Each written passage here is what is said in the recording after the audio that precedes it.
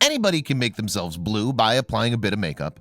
But what if your natural skin hue is that color? Unbelievable though it seems, this is the condition that some folks from a remote part of Kentucky were afflicted by. And it's only in recent years that an explanation for this extraordinary phenomena has been found. In fact, to get to the roots of this story, we have to head back to the Appalachian Hills in the early 19th century. It was sometime around 1820 when a Frenchman who had been orphaned as a child came to a location on Troublesome Creek near the town of Hazard in the east of Kentucky. That Frenchman was called Martin Fugate. He met and married a local girl, Elizabeth Smith, and the couple went on to have children together. Furthermore, their descendants went on to intermarry with other local people, often quite closely related. Geography played a big part in the story, or to be more precise, the remoteness of Hazard did. Hazard was a spectacularly isolated place. In the 19th century, the only routes to get to and from the township were along the 45 miles of the Kentucky River's North Fork or by undertaking a 2-week hike across the mountains. It wasn't until 1912 that the railroad reached town. Consequently, this remoteness encouraged folk to intermarry.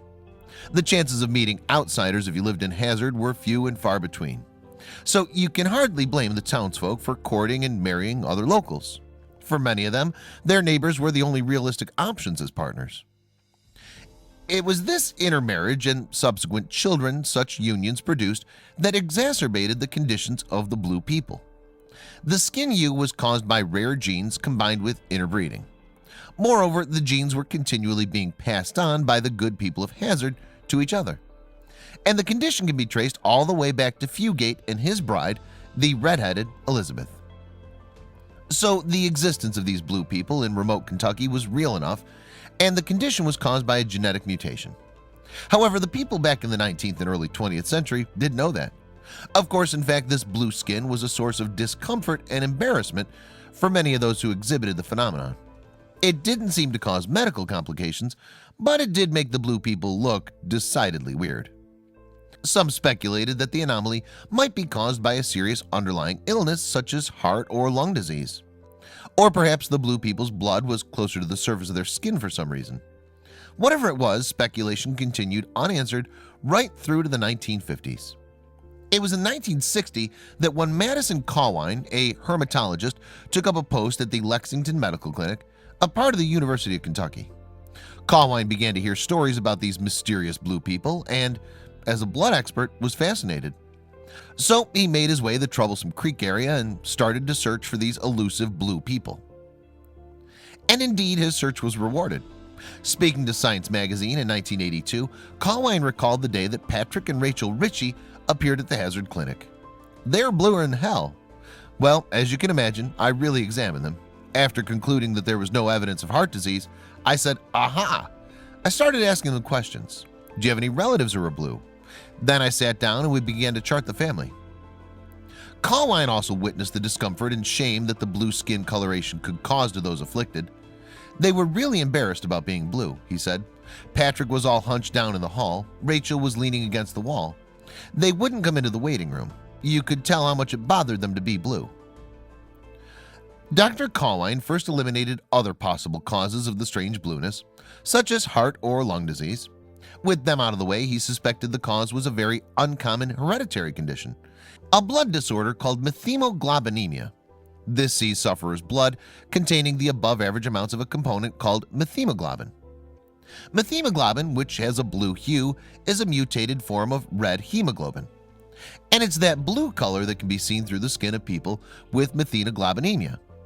So now that Cawine had an explanation for the blue color, his next task was to find out why these particular folks in this part of Kentucky had been affected. Methemoglobinemia can be caused by a variety of factors, including a fault in the way an individual makes hemoglobin. Alternatively, it can be caused by an enzyme deficiency or even by eating too much pork liver. Pork liver has a high level of vitamin K. Although it's an essential vitamin, too much of it could be at the root of the problem.